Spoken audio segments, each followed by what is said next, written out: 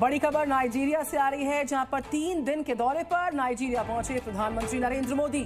Abuja airport पर PM Modi का भव्य स्वागत किया गया। नाइजीरिया के पीएम ने स्वागत किया, जिसकी तस्वीर आपको दिखा रहे हैं। 17 साल बाद पीएम का नाइजीरिया दौरा हुआ है। किसी प्रधानमंत्री का पहला और 17 साल बाद ये नाइजीरिया दौरा।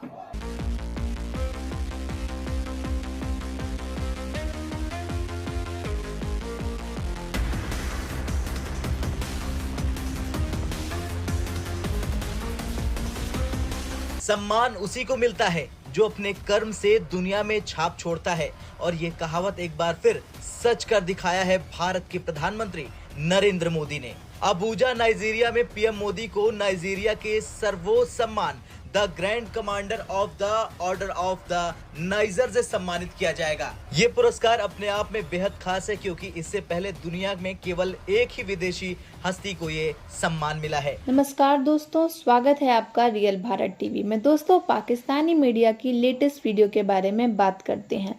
दोस्तों, जैसा कि आप सभी ने देखा, प्रधानमंत्री नरेंद्र मोदी जी पहुंच चुके हैं नाइजीरिया और एयरपोर्ट के ऊपर उनका भव्य स्वागत किया गया है, जिसको देख करके पाकिस्तानी मीडिया बहुत ही ज़्यादा हैरान है।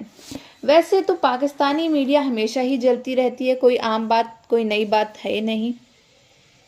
भारत के प्रधानमंत्री नरेंद्र मोदी जी दुनिया भर की इतनी यात्राएं क्यों करते हैं? क्योंकि इससे भारत को फायदा होता है।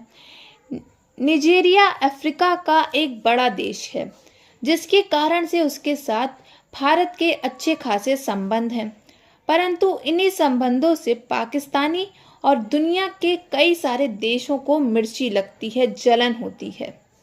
भारत के प्राइम मिनिस्टर नरेंद्र मोदी तकरीबन 5 दिन के दौरे पे नाइजीरिया, ब्राज़ील और गियाना जो है वो पहुंच गए हैं। और माज़रत चाहता हूँ, अगर आप ये देखें कि ये 3 मुल्क कहाँ पे हैं, तो आपको अंदाज़ा होगा कि भारत की जो लीडरशिप है वो कितना ज़्यादा डिफरेंट सोचती है, डिफरेंट कनेक्शंस हैं। आप देखें कि ब्राज़ील मेरे जैसे लोगों का अलमिया यही है कि ये पाकिस्तान को प्रमोट नहीं कर रहे। ये जहां पर 3 दिन के दौरे पर नाइजीरिया पहुंचे प्रधानमंत्री नरेंद्र मोदी।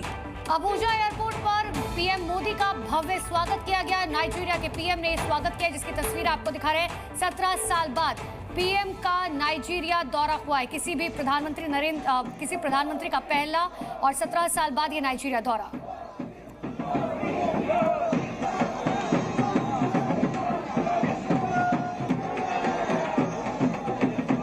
ये दैट इज समवेयर जिसको आप कह लें कि इन साउथ अमेरिका जो है में मौजूद है, नॉर्थ अटलांटिक कोस्ट के ऊपर, ठीक है। That is where record. और 2 हो गए, तीसरा नाइजीरिया पे आप आ जाए।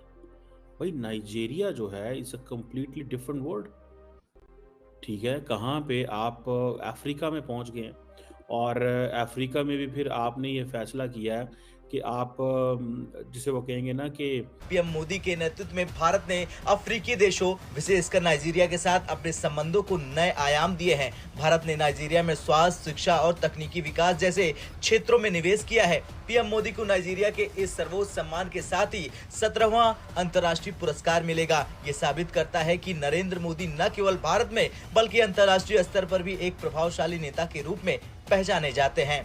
इससे पहले पीएम मोदी को कई देशों ने उनके योगदान के लिए सम्मानित किया है, जिनमें शामिल है फ्रांस का Grand Cross of the Legion of Honour, Japan का Order of the Rising Sun और वेस्ट अफ्रीका के अंदर।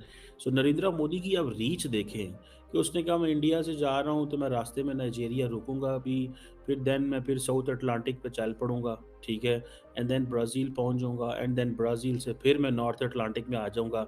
तो मतलब this is how they are thinking. अब ये देखें, और ये सारे के सारे जो इलाके हैं, अगर आप देखें फॉर एग्जांपल नाइजीरिया देखें, वेस्ट अफ्रीका के अंदर एक इम्पॉर्टेंट पार्टनर है इंडिया का। यहाँ ये भी इस पे डॉलर लगाएंगे, जन्नत में जाएंगे, उस पे वो कोशिश करेंगे। लेकिन मेरे ख्याल में इनकी इस वक्त पूरी कोशिश 2 कोशिशें हैं। अल्लाह ना करे मैं मेरे मुंह में खाक के पाकिस्तान को बंदा गलत मारा जाए, कोई शहीद हो को, लेकिन ये चाहते हैं कि वहां पे इतने क्राइसिस हो। मेरे मुर्शिद पाक ने बच्चों को, स्कूल के बच्चों को कहा है कि बांग्लादेश बना दो, जला के राख कर दो। उन्होंने ऑर्डर दे दिया अपना फाइनल कॉल में। फाइनल कॉल उन्होंने कहा है तख्त या तख्ता, ये भी कह दिया है।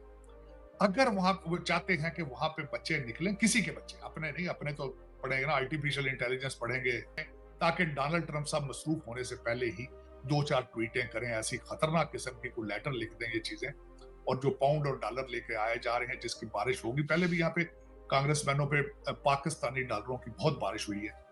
वो मैं कल भी देखा है मैंने, बहुत बारिश है वहां पे। पाकिस्तानियों के खून पसीने की स्मेल मुझे कल कैपिटल हिल से आ रही थी।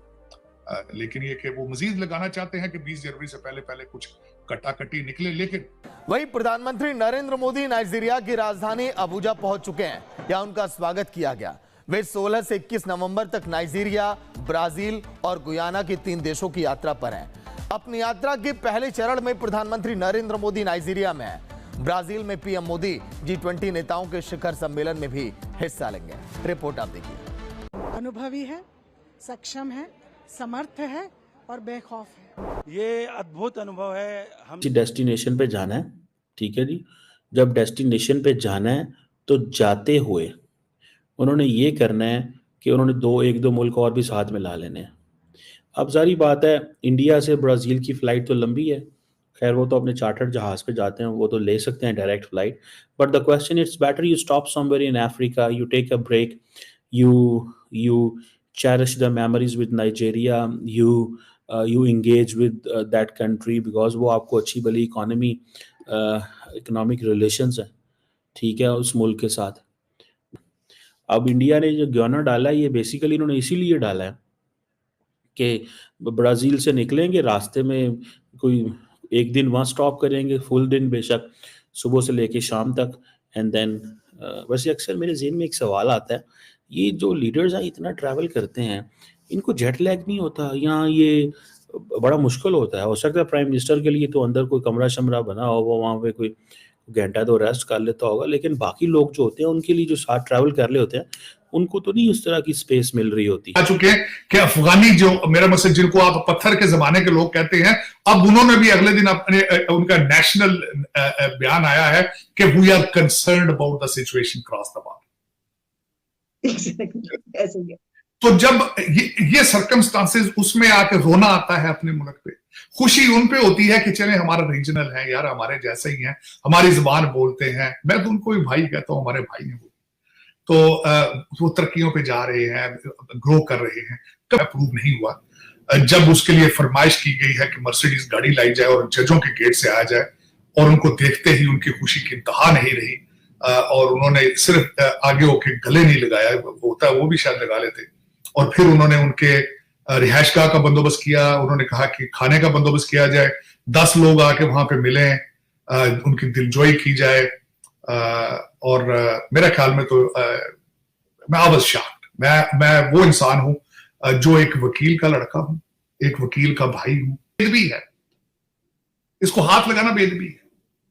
आज तक मैंने जिंदगी में किसी जुडिशियल प्रोसीडिंग, कोई किसी में मैंने इस तरह की बिहेवियर नहीं। और जिस तरह जब ये मुल्क इस तरह, जब कंट्री ये करते हैं, तो फिर क्या होता है? होता ये है कि वो वहां से लोग भाग जाते हैं, लोग भाग। ये जिस तरह खान साहब, अब एक ही उनके पास इस वक्त आपने अमेरिका के पैसे खा लिए, आपने चाइना के पैसे खा लिए, आपने हर मुल्क के पैसे। प्रधानमंत्री नरेंद्र मोदी जी अकेले निगेरिया के दौरे पर नहीं गए हैं, उनको जाना है ब्राजील, और मेन ब्राजील के अंदर G20 समिट, जिसको पीएम मोदी अटेंड करने वाले हैं और इसी समिट का हिस्सा बनने वाले हैं। उनको ब्राजील जाना था, जो उन्होंने इसके साथ साथ निगेरिया की यात्रा कर ली। अब इसके पीछे बड़ी वजह यह है कि अफ्रीका भारत के साथ बहुत अच्छे संबंध साझा करता है, और निगेरिया जो है वो, जैसे अफ्रीका के देश भारत के अच्छे खासे परम मित्र माने जाते हैं, और निगेरिया के अंदर तो 17 सालों के बाद कोई भारतीय प्रधानमंत्री जाएगा, जिसके कारण से ये दौरा काफ़ी ज़्यादा खास हो जाता है।